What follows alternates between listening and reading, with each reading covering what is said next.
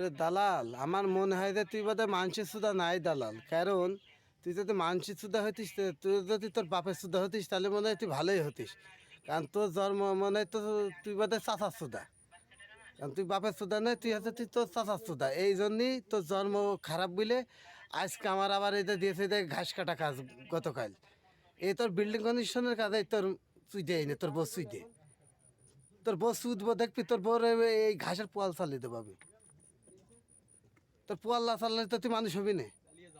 কারণ তুই চলে আসিস আমার এটা কালকে তো দিয়েছে এই ঘাস কাটা কাজ, এতদিন করলাম এটা, এদের লঙ্কানের কাজ, এদের বাতর টানা কাজ। কারণ তুই হয়েছে ওই যে আছে তোর চাচা সুদা, এই জন্যই তো তোর জন্মটা খারাপ হয়েছে বলেই তো আমার এই কাজটা করেছিস। এত করেছি ভালো কথা। আমি ওটা বড় কষ্ট মনে করছি, টাকা কটা গুছিয়ে রাখিস, এই পর্যন্ত আমার কাছে ফোনও করিস না, আমার সাথে যোগাযোগ করিনি।